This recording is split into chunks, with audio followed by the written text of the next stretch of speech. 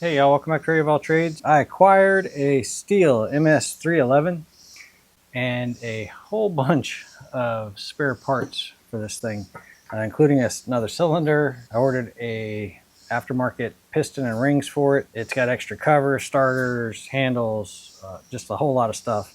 And I said, yeah, I'm up for a challenge. Let me see what's going on. So, got the saw. And the very first thing I noticed was that the piston is all scored up. As you pull the starter handle, or if you can pull the starter handle, because it's really hard to pull. Anyway, there is all these vertical lines and marks and everything else on that piston. It's really hard to pull. And this thing just scored up beyond belief, right? So it either went lean and burned up, or somebody used the wrong gas in it, seals leaked, something along those lines. But I said, sure, why not? Let's go ahead and give this thing a try. It's extremely dirty. What I want to do is get some of the covers off of this thing, and I'm going to power wash this one, get it clean. I have a low pressure power washer. So let's go ahead and pull off all of these covers, pull off everything over here, get it apart. I'm not going to even put the muffler back on yet because I don't care if I get water into the motor because I'm going to be taking the whole thing apart. I don't know that I'll be pulling the crank out and splitting the case, but as of right now, and I'll just dry it all out after I wash it out. Right now, the only thing that's off of it is the top cover and the muffler, and of course the chain and bar on this side. The rest of it's pretty well complete. So I've already drained out the gas. Let's start getting this thing apart. T27. That one's already missing. Get the air injection nozzle off. Feels like a T20.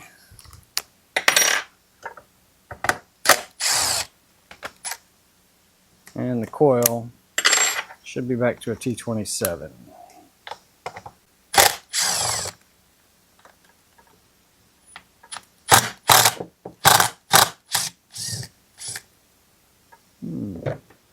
These two have washers on them.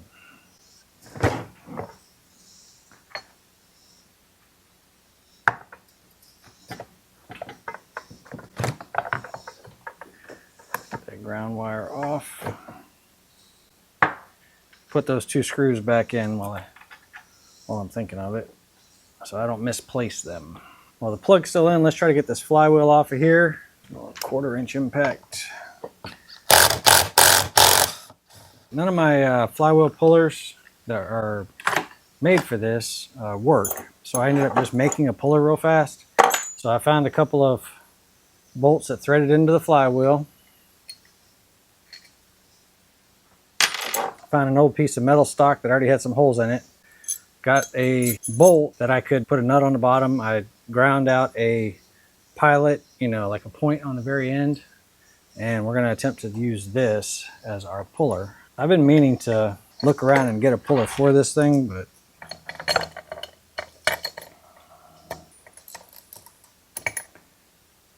I think everything will work except I need to be able to hold that nut down there. So I'll tell you what, I guess we're going to have to weld that nut on there.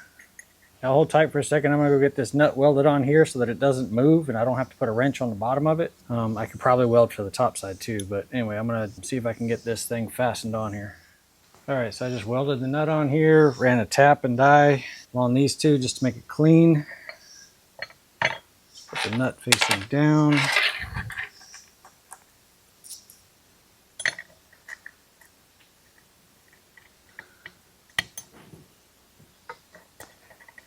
Go ahead and thread this.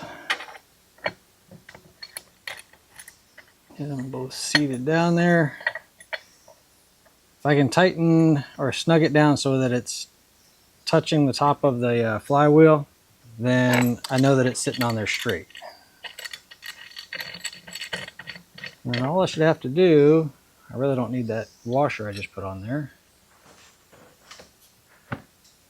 Just give this thing some tension. If it doesn't pop loose, just give it a quick smack with a hammer.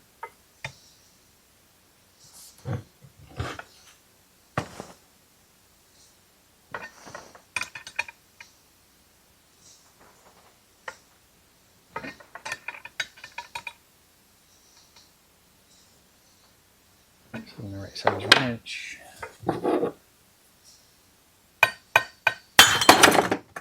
Just pop right off.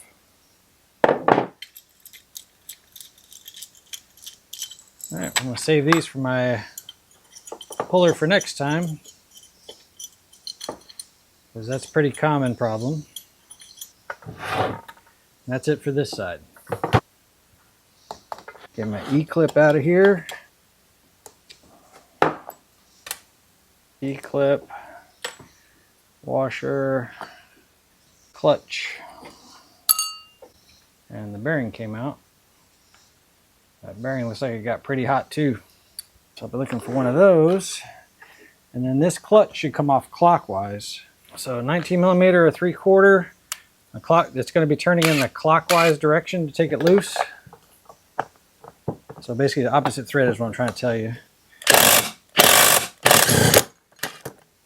There we go. Clutch. And this plate has a top written on it. Let's get the oiler drive gear out.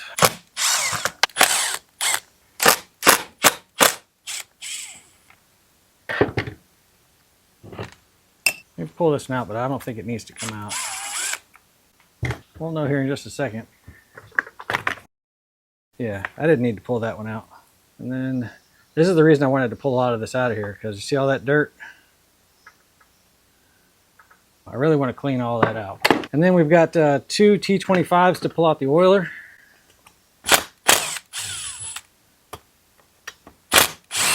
I'm sorry, T27s. 2 T27s to pull out the oiler. And then that should pull out just like that. I'm going to say that this oiler was not working. And the reason being, all right, so this stabs up into here and comes out of there. But the oiler has a rubber tube right here. That rubber tube that goes down into the tank is supposed to go onto this barb right here. If you notice, that's just smashed, right? So somebody had put the oiler back on and just not put that tube onto it. So this thing was not getting any oil for the bar. Starting to see why I take these things apart, right? If you wanted to take off the brake, I really don't think I need to. I think I can power wash a lot of this out of here. But if I want to pull out the brake, there's a screw down here, pull off this band. You would rotate it out. It pulls right off of the arm, this arm right here. So pulls right off of there. And then you have a little E-clip right here. And this armature comes off, and then that takes that handle off. I don't think we need to do that. Like I said, I'm just going to power wash it just like that, see if we can get it clean enough. If we can't, then I'll come back and take this apart. Let's pull the carburetor off of here, all the parts with the carburetor. So because of this design that Stihl came up with, you can't put a regular 8mm socket into some of these. So I took a nut driver, 8mm, or actually I think this might be a 5/16. Anyway, same 6-point nut driver. I stuck it on the grinder and I slowly wore the sides away until I had a really thin wall.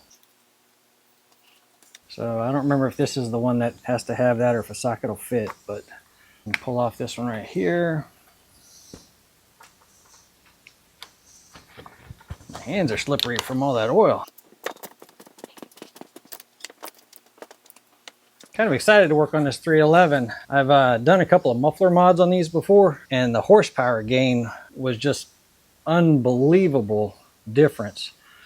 Most of them you would think you'd get about 10% horsepower gain, something like that. This one, these 311s are considerably more. So let's pull off our choke rod.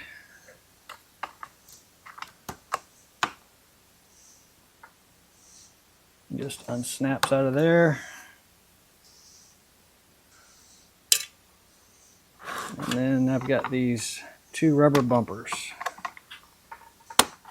Get my wiring pulled up out of here. That comes off.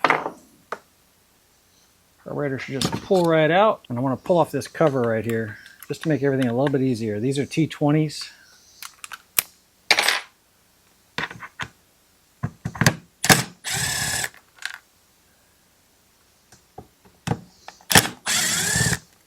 And looks like I got to pull off the intake as well on this one. I'll tell you what, let's pop loose the throttle linkage. Take out the 4 screws that come around the intake boot right here.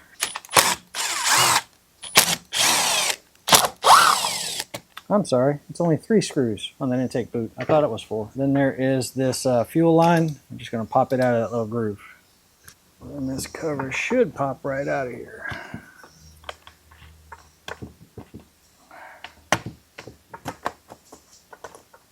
Careful you don't damage that. Pull the handle out of the way.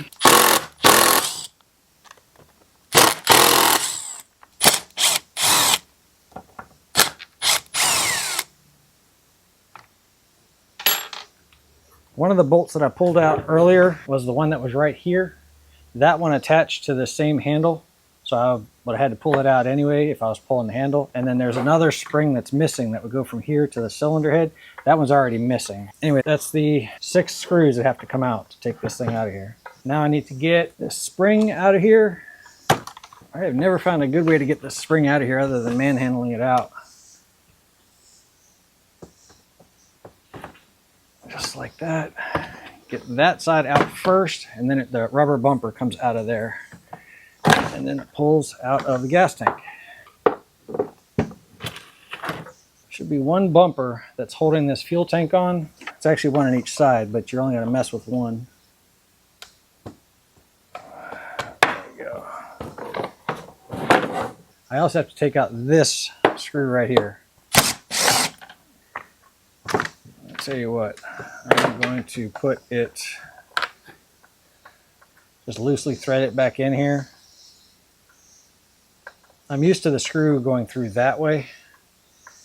This is a slightly different design I just haven't seen before. And fuel tank comes out. All right, so other than just having a really dirty saw, there's my pieces that I want to get out. The last thing we're going to be doing is taking out the cylinder. I'm going to go ahead and leave the cylinder on while I power wash everything and try to get it really clean. Water's going to get down into the cylinder, but as soon as I'm done washing it, we're going to pull this cylinder and start drying it out inside there. If I had left everything on there to protect the bottom end from water, I wouldn't have got all the dirt out.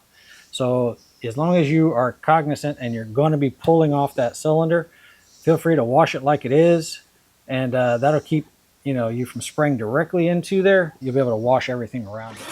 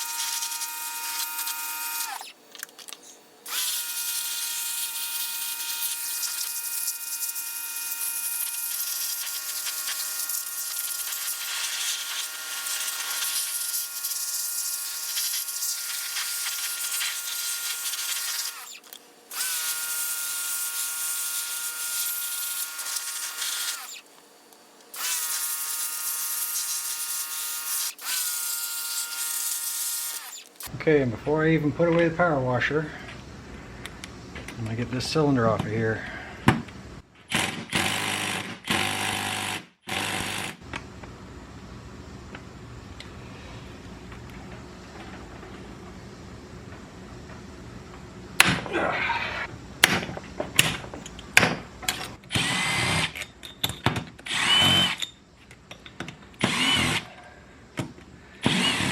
This is going to be hard to get off of here because it was seized on.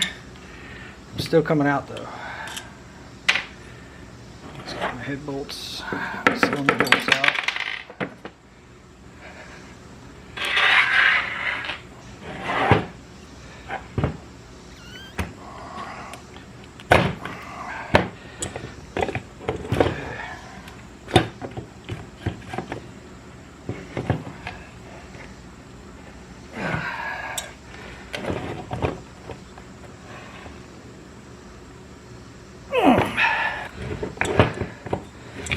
get that out of there. I'm gonna have to mess with that quite a bit. And then you'll see all that water that accumulated inside there. All that needs to come out. So, all I have to do is turn it upside down and drain it. Let it dry out. This is a messy way to do it, you know, no doubt. But you could also sit in front of the parts cleaner for a long period of time trying to do the exact same thing, not make much more progress. You just have to be cautious that you drain everything out. Get all that water out of there.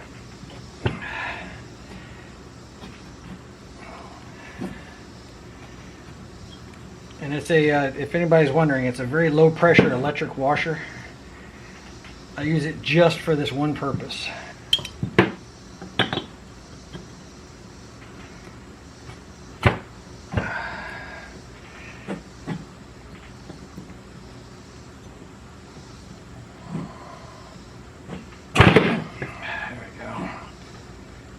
At least at the bottom now.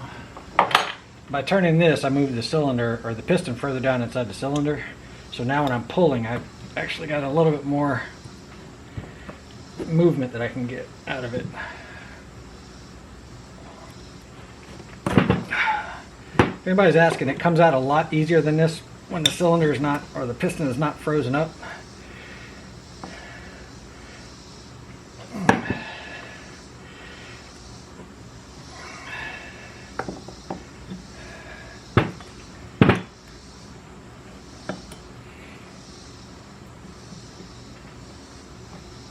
Since I'm going to be using a different cylinder, I think I am going to go ahead and pull this spark plug. Try to stick something inside there to, you know, hammer it out of there if I can't pull it.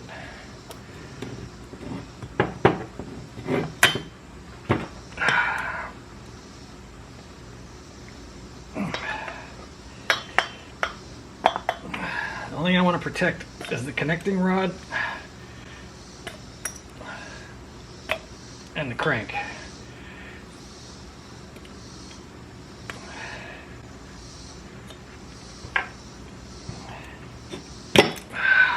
Jeez. Woo. Yeah, the top of the piston's gone. And inside the cylinder just looks like carnage. All the way up near the top. There's half of a ring. It's broken there too.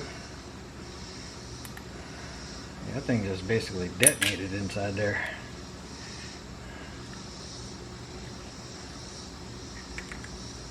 Alright, well, my biggest focus right now is making sure that these bearings are dry.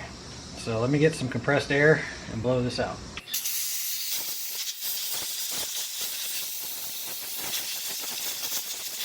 Alright, we're going to let this thing dry up. I need to order some seals. I've already got a piston and rings for it. Maybe a carb rebuild kit. I'll bring y'all back as soon as I have some parts for this thing, and we'll get it assembled. Hey friends, I got everything all cleaned up.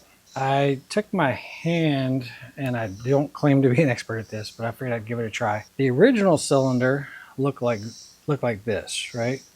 So I cleaned up a different cylinder, and I decided to port and polish the cylinder.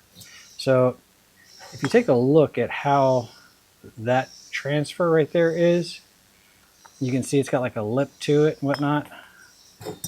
And basically I cleaned all of those out so that instead of it being a shelf that, you know, came in and the air went down, I basically cleaned it so that the air goes up at a 45-degree angle on all four of those ports. So again, so look there, I don't know if you can see them, and basically on all four ports I kind of cleaned that out. Tried not to touch the chrome on the cylinder wall. On the intake, I just roughed the surface up. Didn't take any material away. If I did, it was minute. Just roughed up the surface. And then on the exhaust port, I just went side to side just a little bit. There's plenty of room on the piston skirt. Just side to side a little bit. And then I tried to polish this as smooth as I possibly could to keep carbon from sticking. So, but that's the old one, and here's the new one. It's really hard to tell side to side without a micrometer. But anyway, figured I'd give it a try. I wanted to port and polish this thing and see if I could get any kind of horsepower gain out of it. I know I can get a tremendous amount of horsepower gain just out of the exhaust the muffler alone, but I wanted to work on the cylinder. Since I had an extra one, I figured I'd give it a try. So I've already cleaned that one up, and I also wiped the base of the cylinder off with alcohol. I cannot remember if you guys were with me when I pulled the piston off, but anyway, here's the piston, and you can see there when the ring broke, basically it took a huge gouge out of this, popped the top of the piston off, really bad shape. So there's my old piston, the old crank seals. So let's go ahead and get a brand new piston on this thing.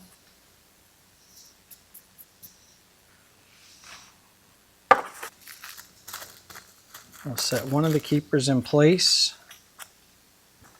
Right pattern needle nose.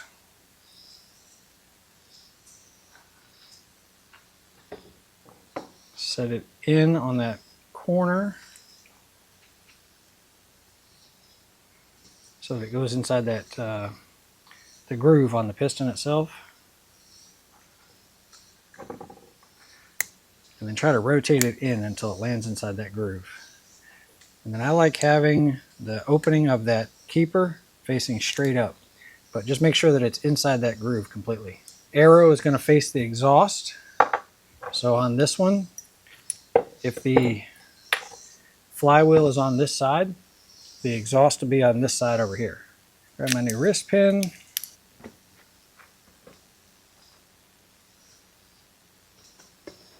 Grab some 2-stroke oil. And lube up that wrist pin really good. Okay, the side that doesn't have the ring on it, I'm just going to start it in on this side until it's just right there at that edge.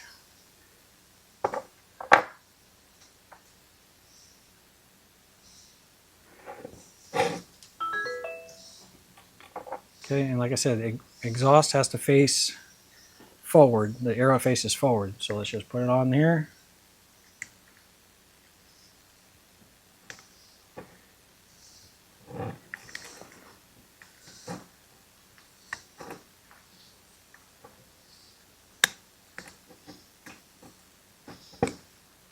Seat it all the way in.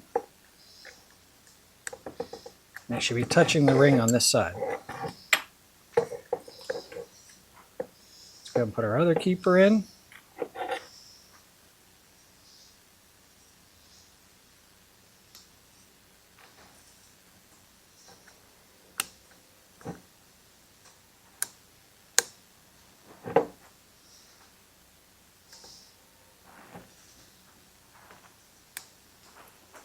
Make sure those are seated in there properly.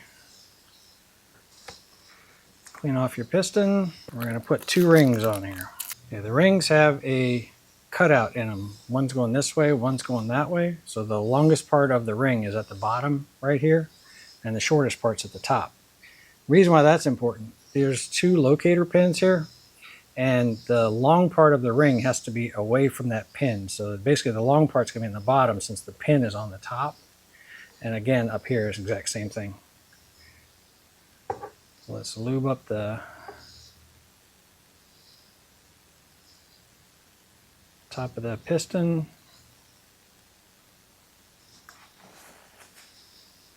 And just gently place these on. They're very brittle.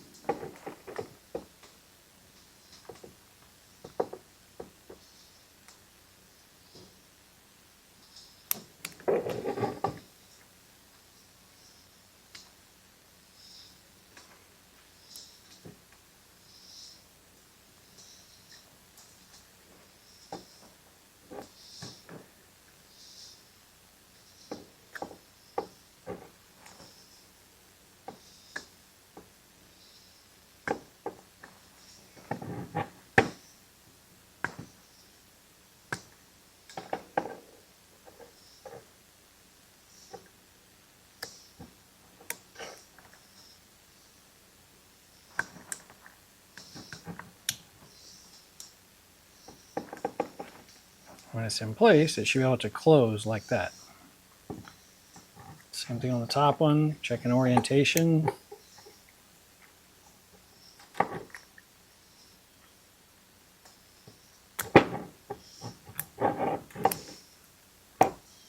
Same thing again. Grab snap ring pliers.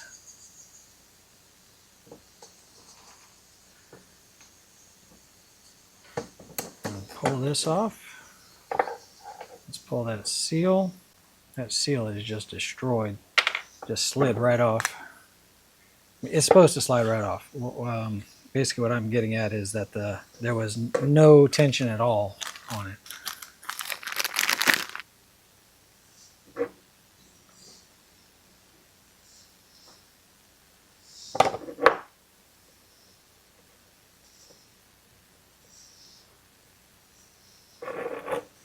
So there's a little bit of tension here now. It doesn't slide super easy.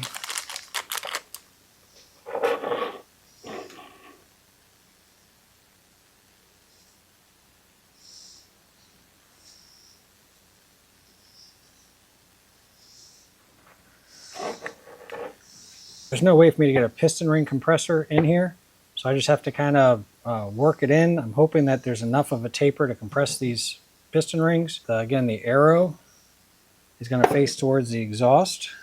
So let's make sure that that's oriented properly. We want to make sure that our piston rings are opened to where the locator pins are. Oops, almost lost an important step. Let's lube up the inside of this cylinder.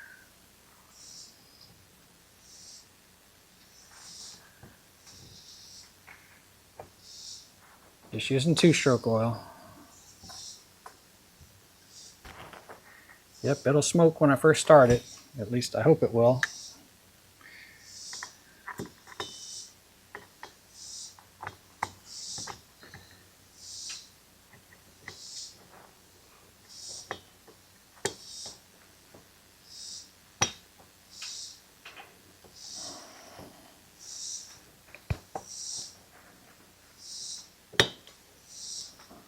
Use something with a soft edge to compress those rings in. I think I have them all started.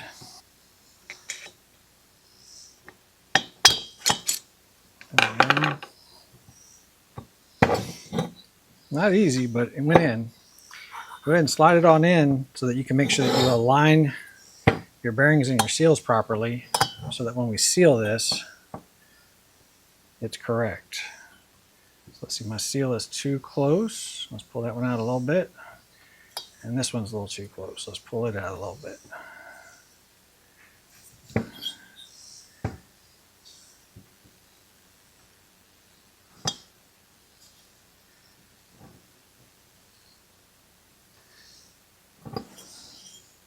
There we go. That seat's done in there pretty well. So now my seals are evenly spaced. My bearings obviously didn't move. And we are going to, they're going to seal the grooves where these sit.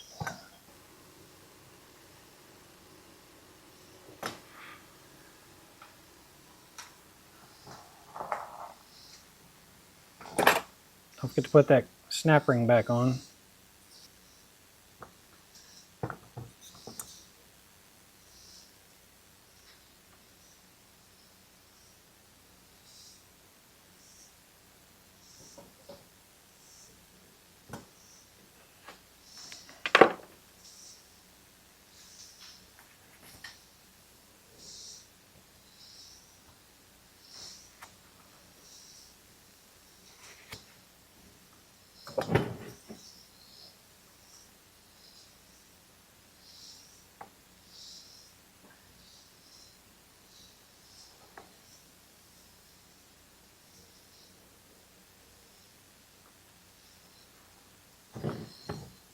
Okay, we should be able to drop those seals into place.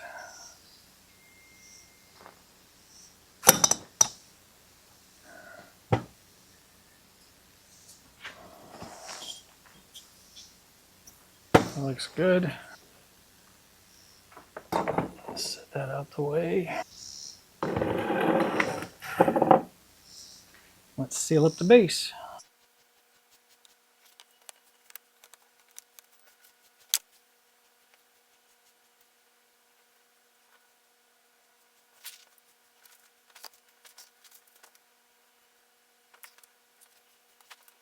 gasoline resistant sealer.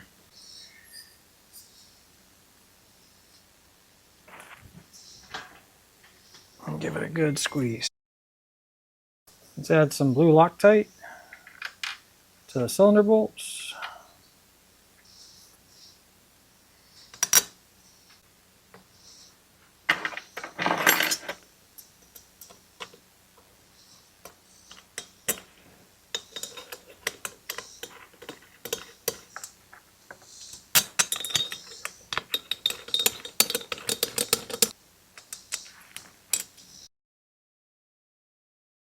And tighten them down with a T27 and a crisscross pattern.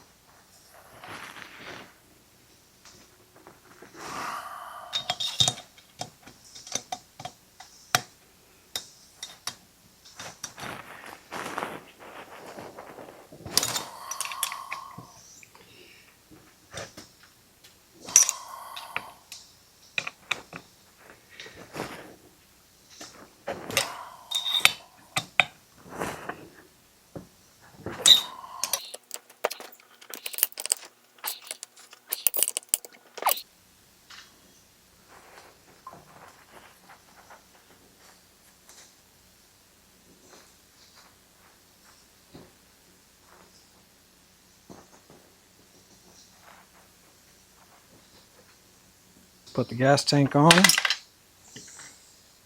pull out that one screw I marked. So this has a spot for this. This right here, this side is a bumper that just rests against there. So I have to get the fuel line in, and I need to put the throttle up through here.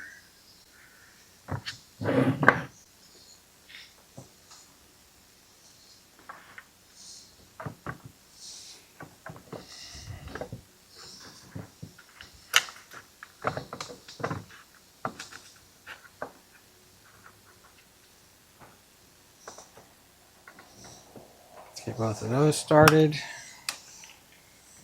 Okay, once those are started, let me concentrate on getting this part in. There we go. That went in pretty easy.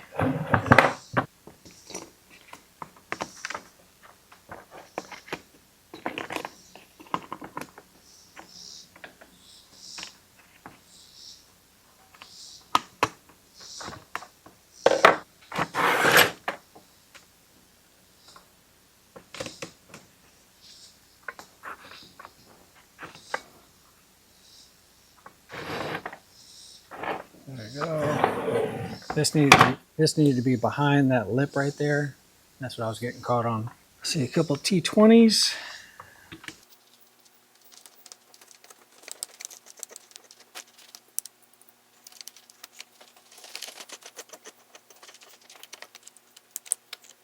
Then we've got this intake. Make sure this is clean. You can even put some sealer in here if you think you need to. Mine's still very, very soft, so I think this will seal up very well.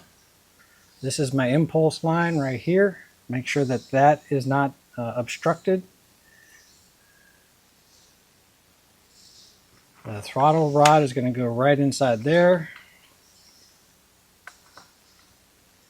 Let's move the gas line off to the side because it snaps in this side over here.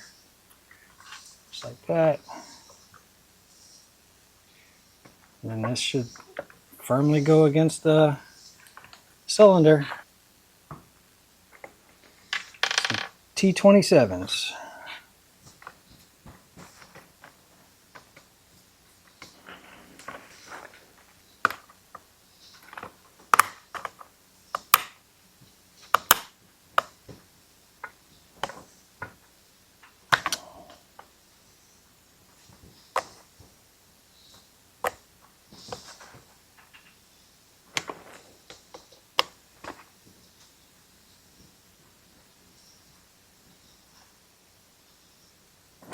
The gas tank fastened.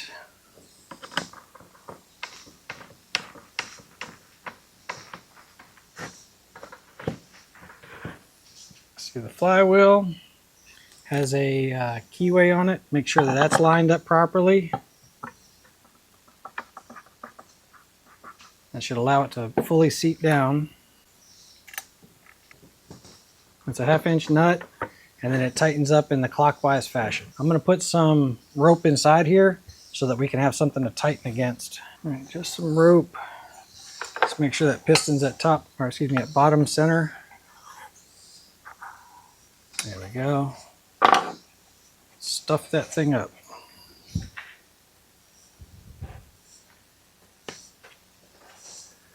Make sure it doesn't come out the muffler or out of the exhaust. There you go. That ought to hold it.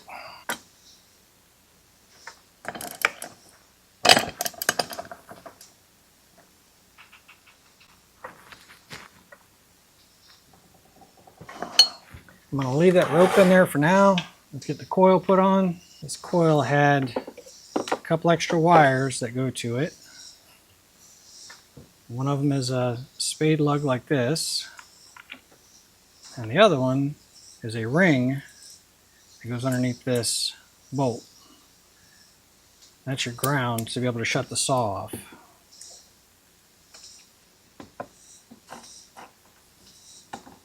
So let's get those started.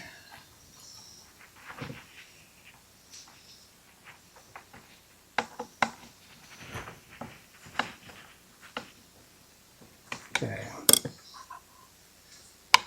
I'll loosen it up just a little bit. Push it away from the flywheel. Grab my business card.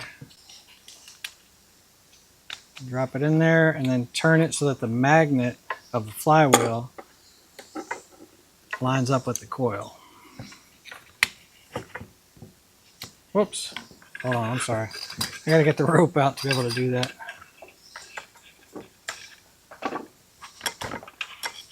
Alright, now line it up so that the magnet is in line with the coil. Like that. Pull the coil in tight.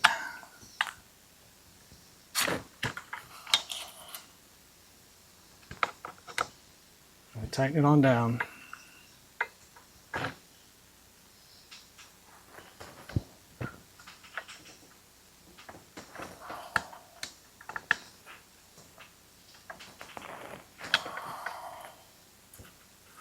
And then you should have to rotate the flywheel to get the business card out.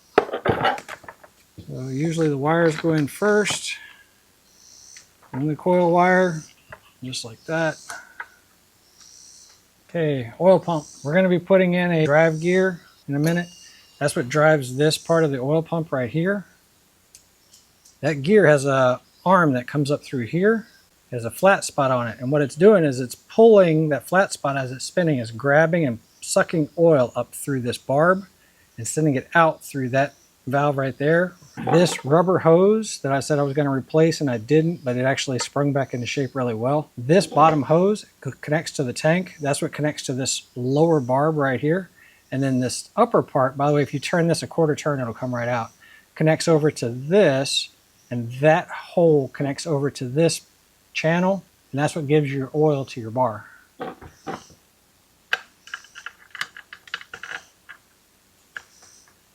So just place it in there.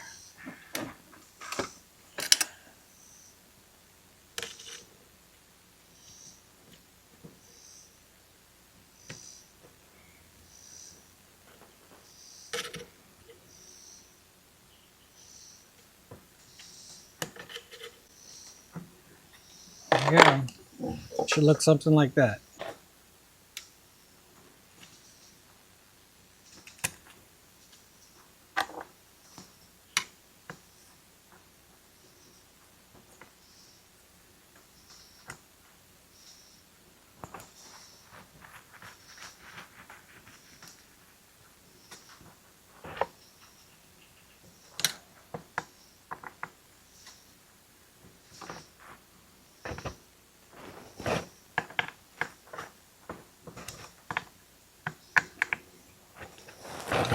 And your oil pump drive gear,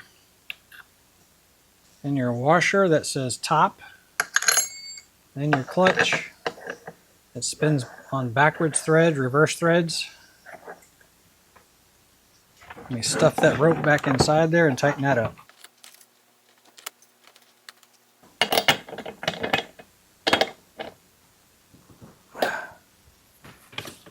They sell a piston stop, and I used to have one, and it literally is a spark plug that has a longer piece on the end of it that stops the piston from moving. And I think I actually had two of them, and I have no idea where I put them, and I keep threatening to buy new ones, and I haven't done it. And I'm sure if I got creative, I probably could build a spark plug piston stop. Grease up your clutch bearing, preferably a new clutch bearing.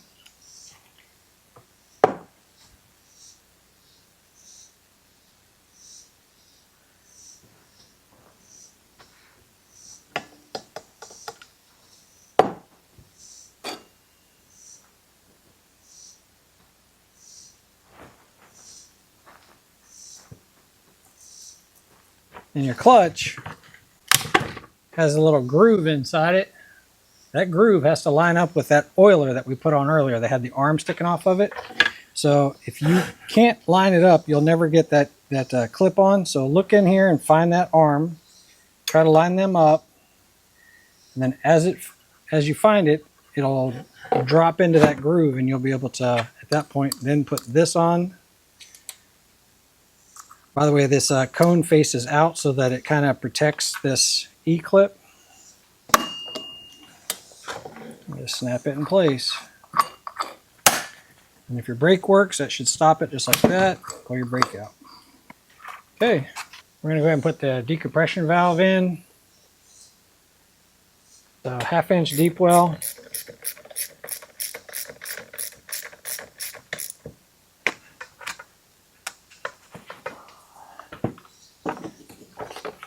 I'm going to have to put that side in first, and then use a screwdriver or whatnot and get that in.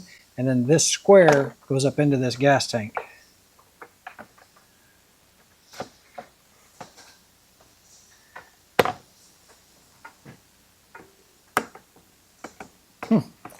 Actually, it went in pretty easy.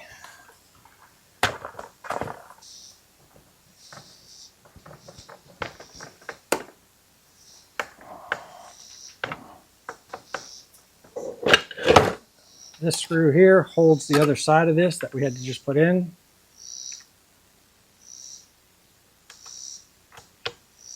And then this is called your chain catch, the silver part.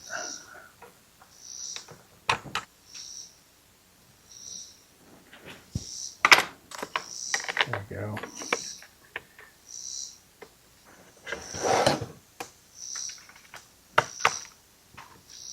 These 3 screws right here.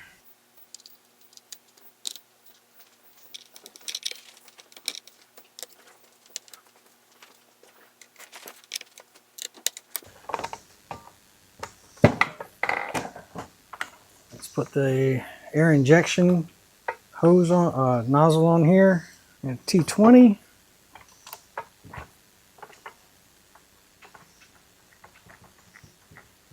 Now I'll circle back around and let's throw the 2 screws in the handle. I would like to put a buffer inside here. All right, just made myself a little bumper for this. Just found an old buffer tube off of something else that just happens to fit.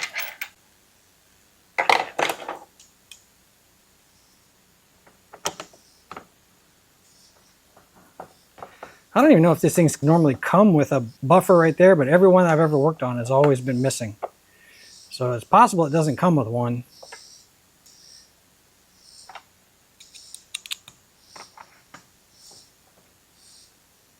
And then I need to also find some sort of an anchor cylinder to handle. So there's an anchor that's missing, and I don't know that I have those parts. Go ahead and put the starter on here.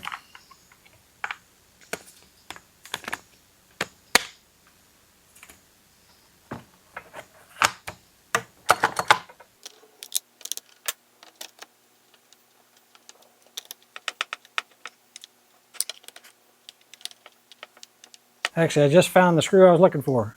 It's got a screw and it has a sleeve around the outside of it.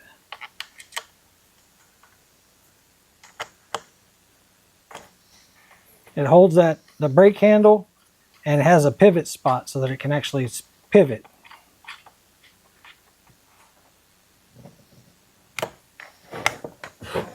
There we go. I do have the muffler. I'm going to be doing a slight muffler mod to this thing. Open it up a little bit, see if I can get some gains out of it, because I've already opened up the passageways. So I want that. And we need to rebuild the carburetor. Let's do the carburetor next. I just want to clean this thing out and see if it needs any gaskets.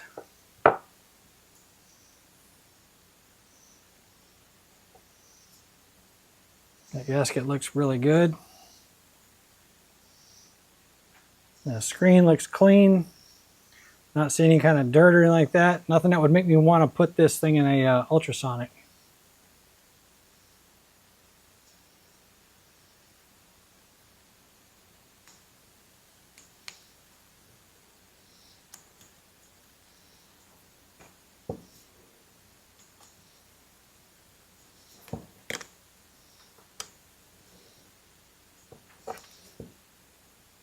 Let's check the metering valve side.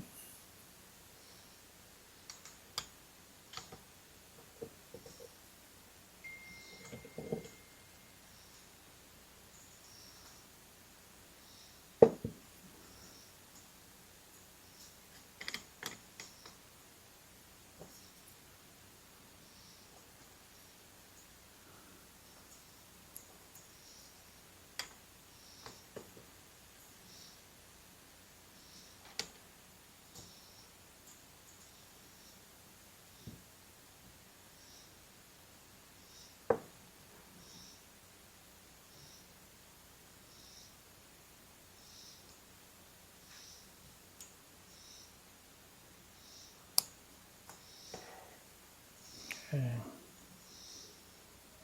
Diaphragm's not crunchy. Metering lever is really smooth. There's no dirt in there. I don't see any reason to change this thing. All right.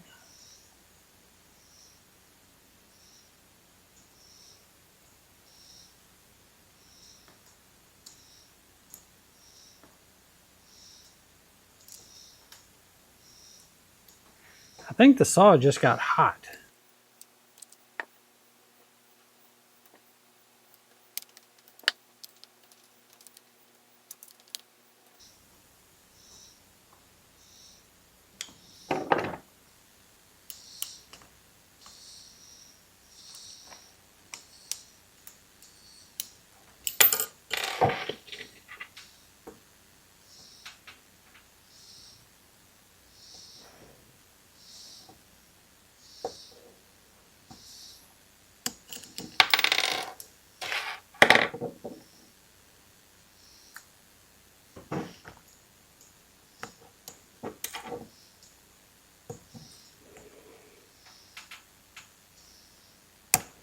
Let's see.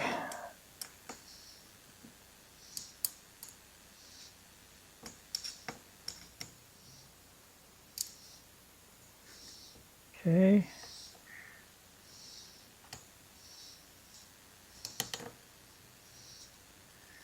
Yep, I can go, let's see, half, 1, 1 1/4.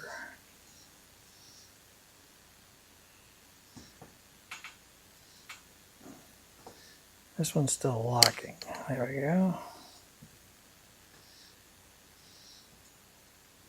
And there's bottom, half, 1, 1 1/4. So this right here is the fuel inlet that goes right here on this.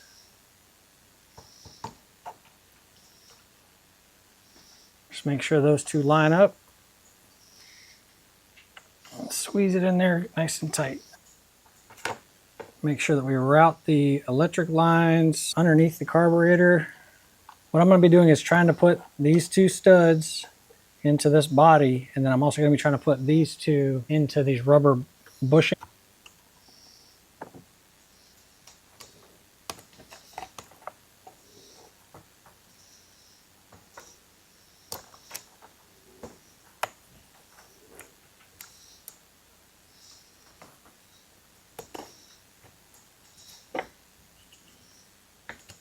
And tighten it up.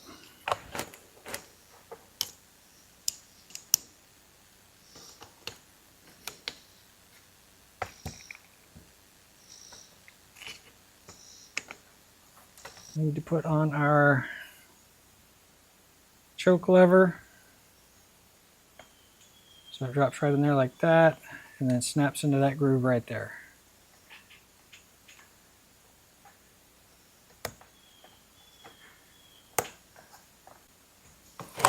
And make sure everything works. There we go.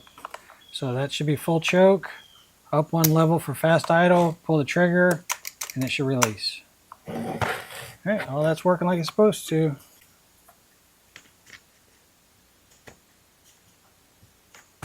Air filter back on.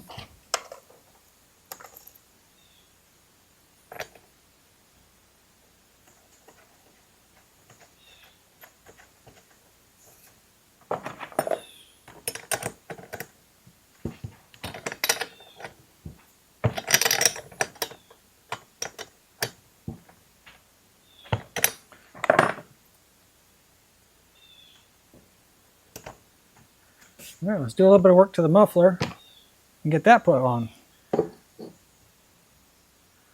So the spark arrestor is gone.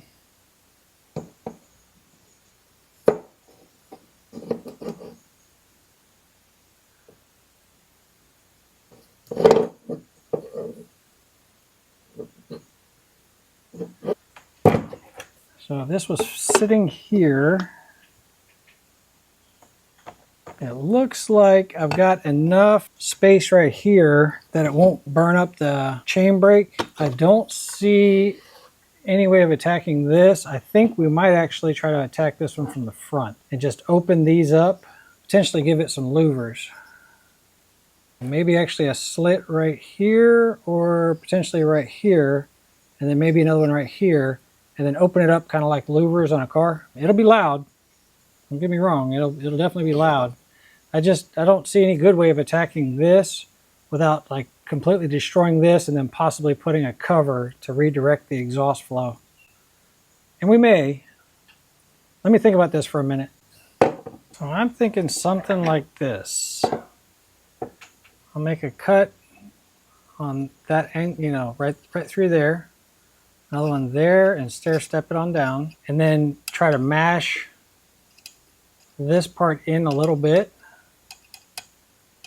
And then maybe pry up a little bit on the, you know, basically I'm just opening up some slits.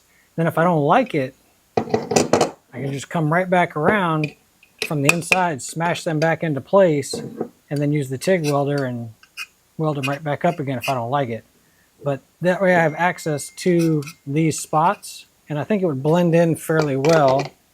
Kind of directs it away from the saw, you know, it kind of follows the angle of the muffler. Because I've given it a little bit more air to breathe out, I need to be able to, you know, stop the exhaust restriction and let more air out. But if I've got too much, I can actually just smash it back together and weld them back up. It won't look pretty, but I can get it functionally back together. So let me use a Dremel tool with a cutoff wheel and cut some, you know, slits in there. I don't know if you guys can see. Just cut some holes in it. Some slits in it. This one's right across the middle. This one here is stair steps. Goes there, then the middle, then this side. And all I wanted to do,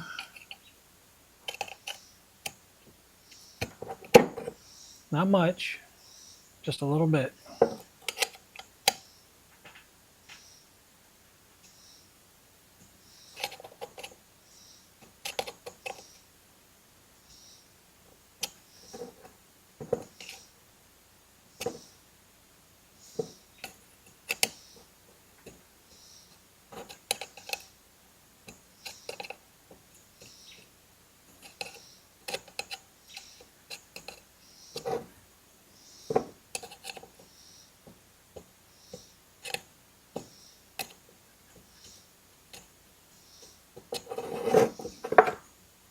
Something like that.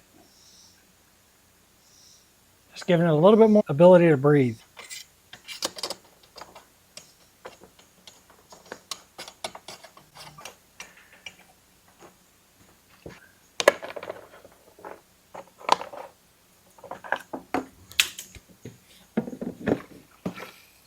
That'll be enough to see if it runs.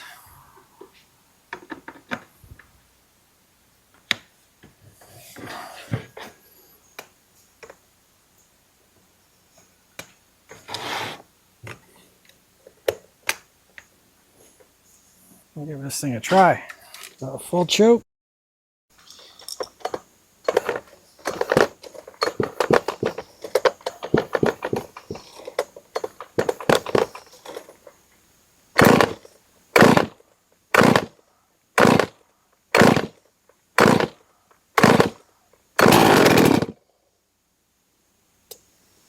Half choke.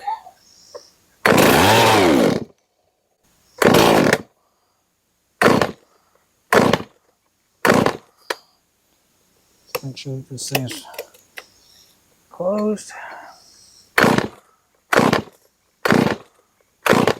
Let's take that idle adjustment and open it up just a little bit. Let's open up the throttle.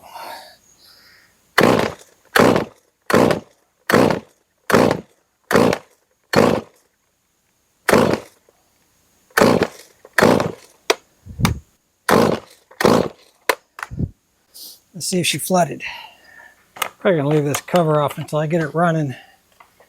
You don't want to run them long without the cover because the cooling for the cylinder comes from the cover.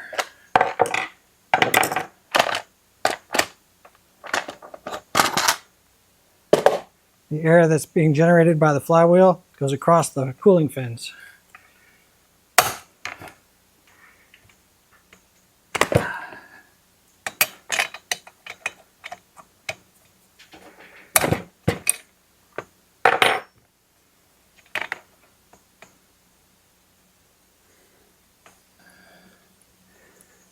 Doesn't feel wet.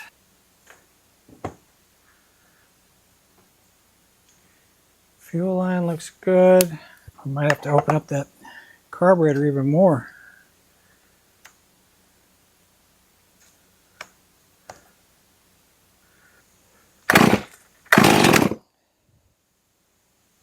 Half choke.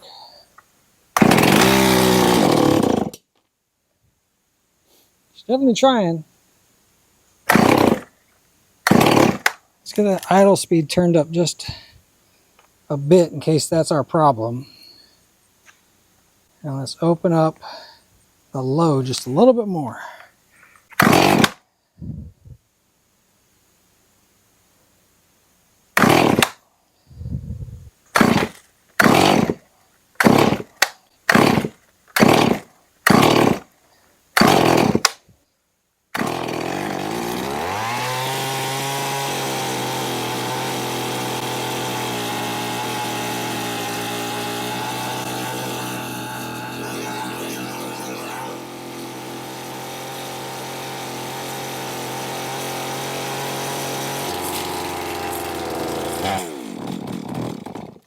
Alright y'all, I've got my pressure tester hooked up.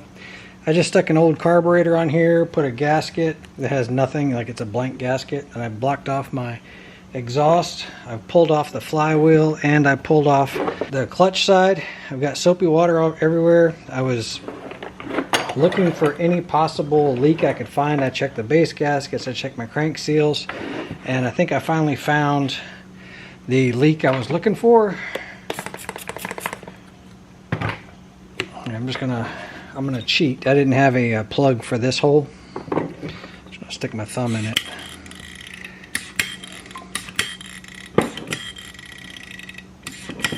There's 7 pounds of pressure, and she's coming right out of the decomp lever. It won't seal up properly. That's supposed to be closed right now.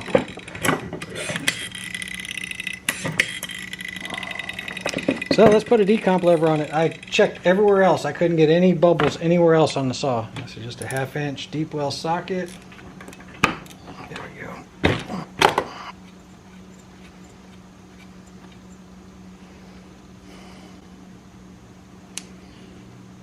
I mean, it looked good, but obviously it's leaking.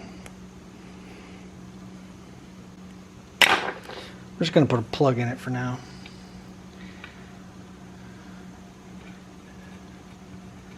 I mean, this thing's only a 60cc saw. It's not that hard to pull over.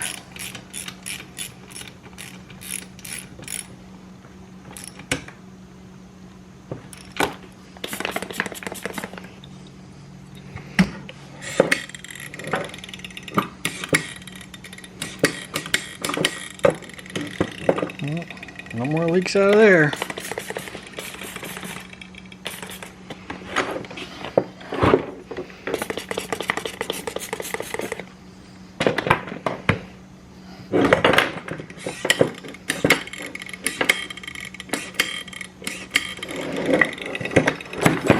If anybody's wondering, the reason I'm losing pressure right now is because my finger is acting as the plug for that side.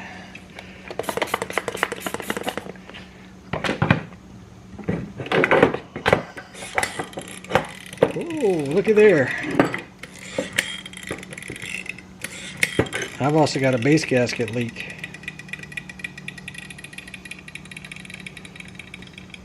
That was pretty wild. There it is.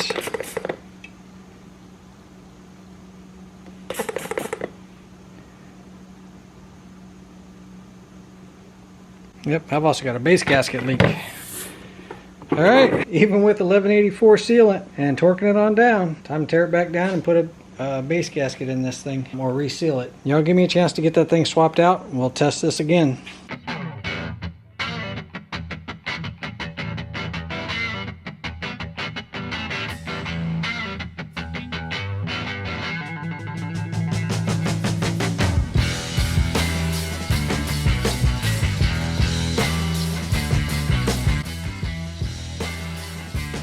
Alright, I cleaned up the base of the cylinder on the brass wire wheel, got all that a lot cleaner.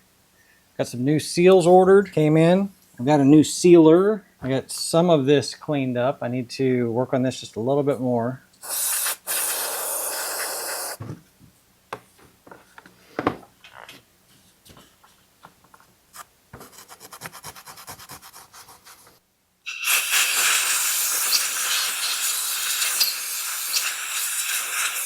My 1184 basically ran out, and so I decided to try this Durco Red, and I know a lot of people use it, including, I believe this is what was actually factory. You can see the red that's on there.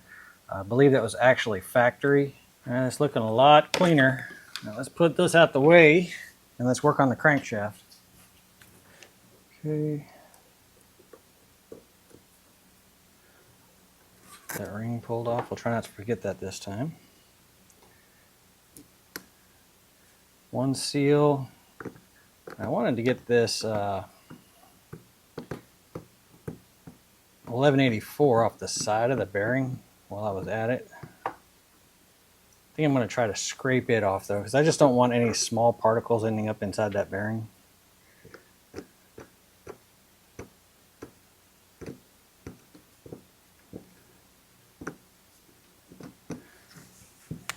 Let's work on that, and then we're going to pull this seal off and do the same thing on this side.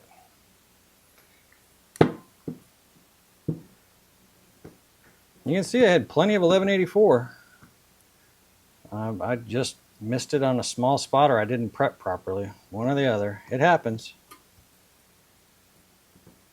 It's not often. I've used it, I mean, just tons and tons of it, and never had a problem. But had I kept going, I would have scored up that piston really quickly.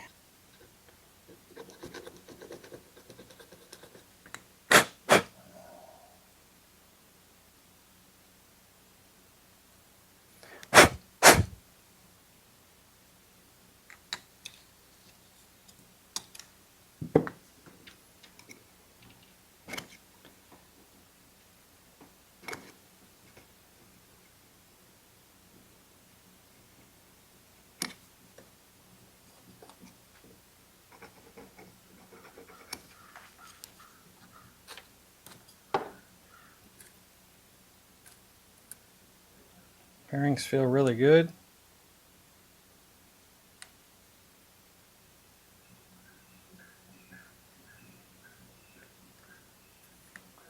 You can just start to see the discoloration on the piston itself, and had I let it go, it would have scored right up.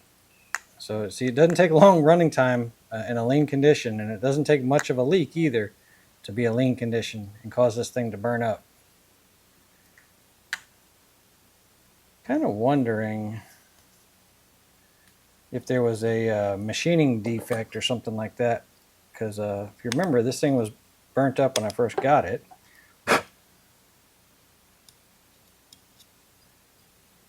And because I really didn't know the history, that's why I wanted to keep this one as a personal saw, you know, run it for a while before I let any friends buy it. That's usually what happens, is a friend will come along and say, hey, I'm looking for a saw. And I'll, you know, say, okay, well, this is the best running one that I have. And I'll end up selling my good saws to all my friends. And then I end up with all the junk left over. But it makes for cool videos anyhow. All right, I ordered some brand new. Let's make sure that's clean. Ordered some brand new seals. Just for the record, these seals didn't fail. You saw where it was leaking. It was leaking from the base gasket. But since I've pulled it back apart again and I've got all of this 1184 all stuck to the ribs and everything else like that, it would have been tough to get it completely clean without damaging the ribs and everything, and then possibly causing a leak on the outside of one of these. So that's why I'm changing them out again already. Get two brand new seals. A quick comparison.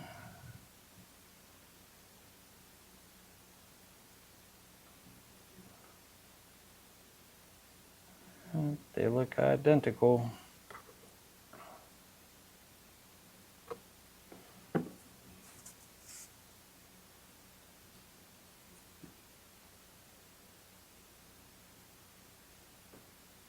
The spring part goes on the inside. Nice and snug. All right, and then on this side, there is a rib on that side. Some of them have like a sharp edge to it, and then what you would use a piece of plastic to install it. What I usually do is, after it's lubed up, try to install it. If I feel too much resistance, like the seal is trying to flip, and when I say flip, I mean like the inner part turns and then the spring has a chance to pop out. But you can see it's got a small taper right here, and then there's a taper on that side. So realistically, it should have no problem jumping back on there. So let's get this started here.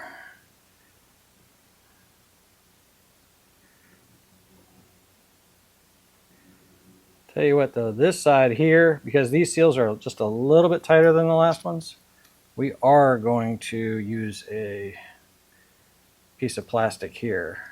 So let's lube that up really well. Roll this on here in the shape of a cone.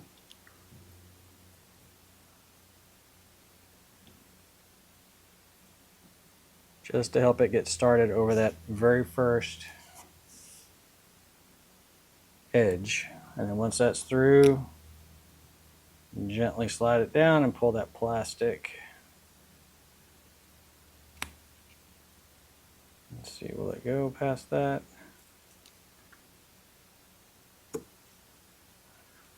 Let me look at that underneath a magnifying glass.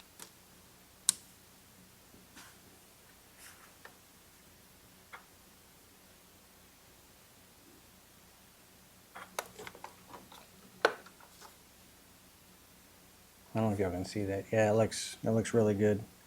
The seal is even all the way around. It's not turned in anywhere.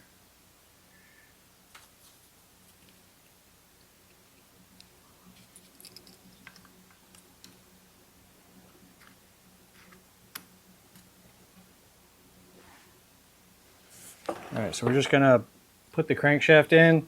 The bearings ride in this groove right here. The seal rides in this groove here on the opposite side of this little lip on both sides. So let's test fit the crankshaft to make sure that the seals are in place.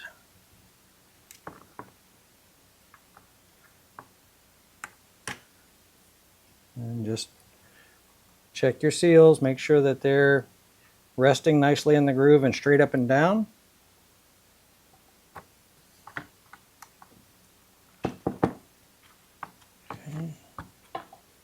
That's got a nice fit already. I felt the resistance pulling it out. Let's try to use some of this Durco HT Red.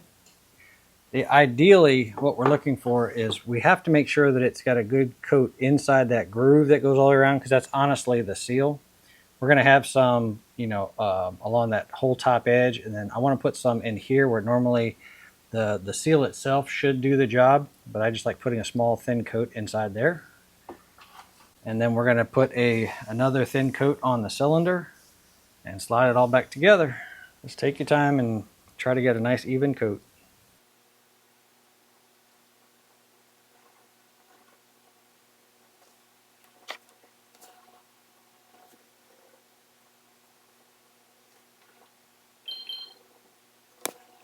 So at 1184 is some really good stuff. I have a feeling that it might have tacked up a little bit too fast, and when I went to tighten it down, it probably wasn't completely even.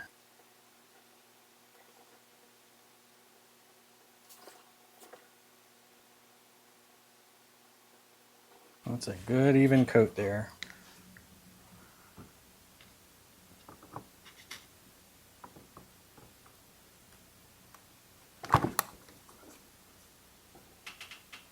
Okay, let's get a little even coat on this. This should take care of any kind of those micro scratches I was talking about earlier.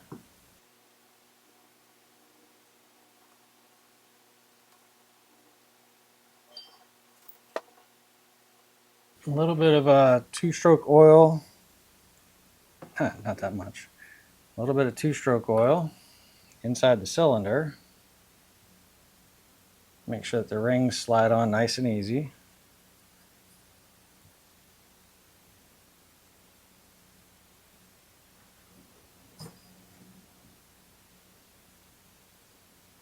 So intake side, exhaust side, make sure those are lined up properly. You and I are going to try to work in the same spot at the same time here. Oh, let me make sure that my rings are lined up with the locator pins.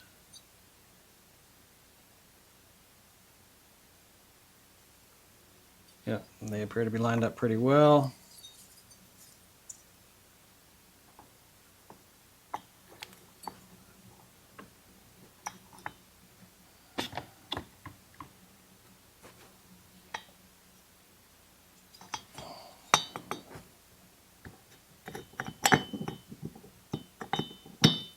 Can't get a ring compressor on this thing because it's obviously way down inside there. I have a feeling that when I was porting this thing, I might have taken off an edge that helps line this up.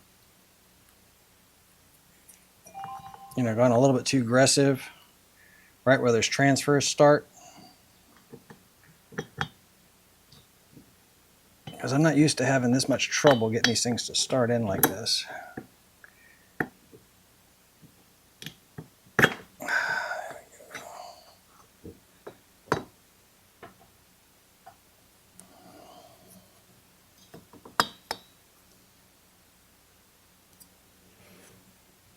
All right, now in the process of doing all that, I touched my gasket maker.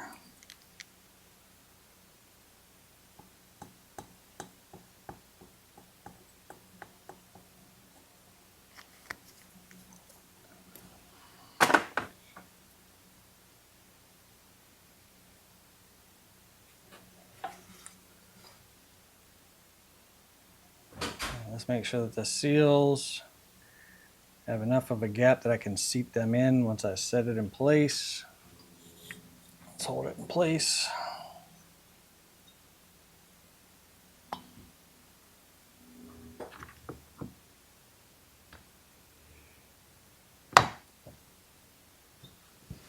Okay.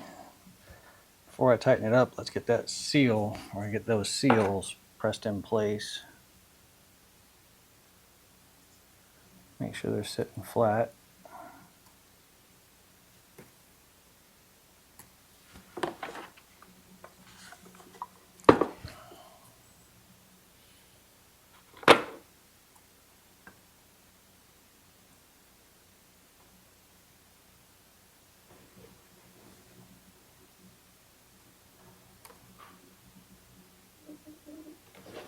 Take your time lining these things up. Otherwise you'll end up doing the job again like I had to do.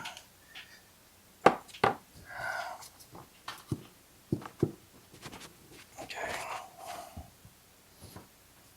Seat it down.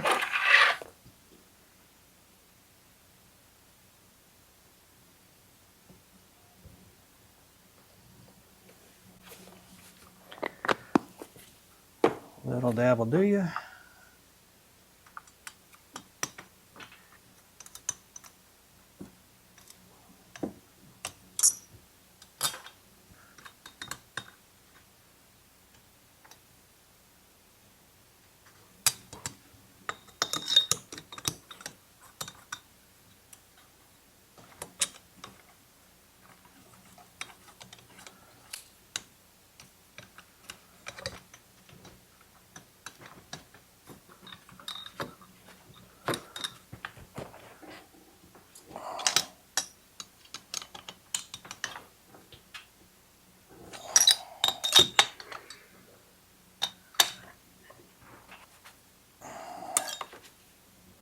And then tighten them down in a crisscross pattern.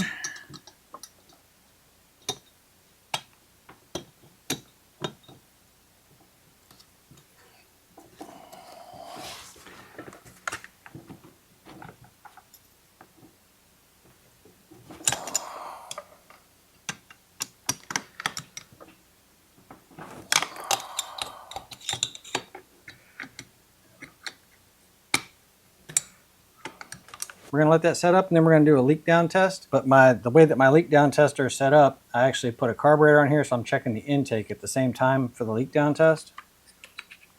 Let's get the intake basically put back together.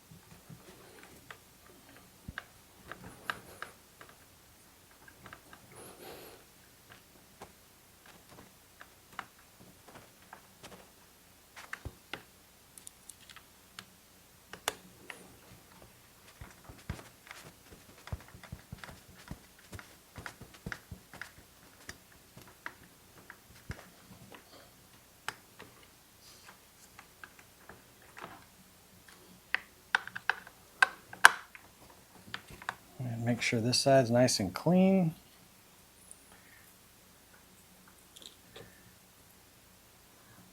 And make sure that that is nice and clean.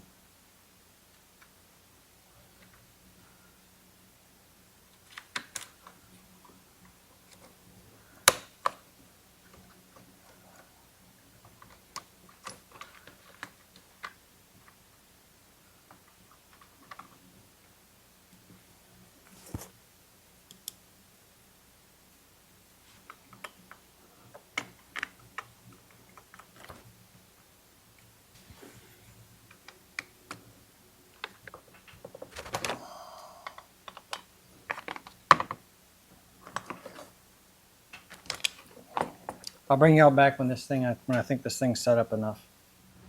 Okay, y'all, I got it sealed up. It's dried. It's actually been a couple days. I made a new gasket for the carburetor because the one that I had wasn't working as well, so I just found a piece of rubber and made a gasket out of that. And that plug that I was using is just really old and it keeps leaking, so I just grabbed some putty and basically fill it up with putty, and it'll hold. If I pump it up to 7 pounds and I hold it, eventually you'll just hear it start leaking. But anyway, let's do a vacuum test real quick.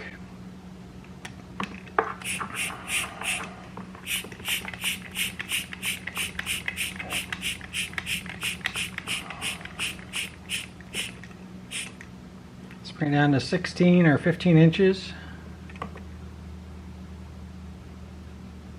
And that's holding really steady. That looks good.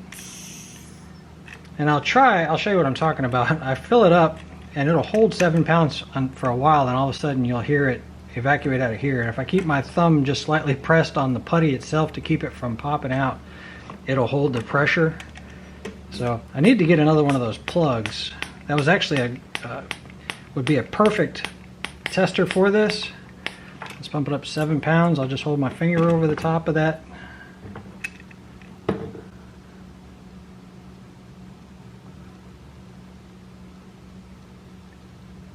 and she's holding 7 pounds pretty easy. You'll see what I'm talking about. If I just let go of it,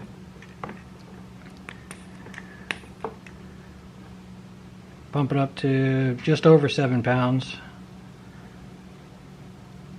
You might make a liar out of me because I pushed it in there pretty good, but seems to be holding up pretty well. I sprayed it down with soapy water just a minute ago when I was messing with this, figuring out what to use for a plug for that.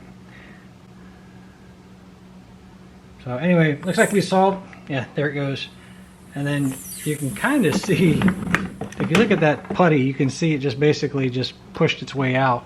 So I need to find a better, and now I got to clean up the mess that it left behind. So give me a minute, clean all this up, and I think we're going to put it back together. But anyway, our crankcase is both vacuum and pressure tested, and it's actually working out pretty well. So I just need to find a block off plate that fits this size, so, or make one or something. I know the steel kit, if you buy the steel kit for $400 or whatever, I think it has one in it, and it's basically a plate that comes up and around. So maybe I'll make one of those. Let's go ahead and get this thing cleaned up, and I'll get it reassembled, and then we'll give it a try again.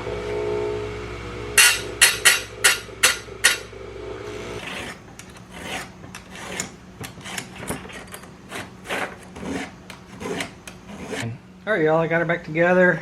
I did fire it up one time just to see, and it was already basically in tune, so ran awesome.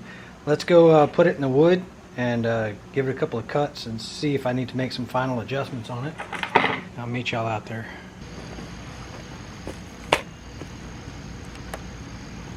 See if it'll start warm.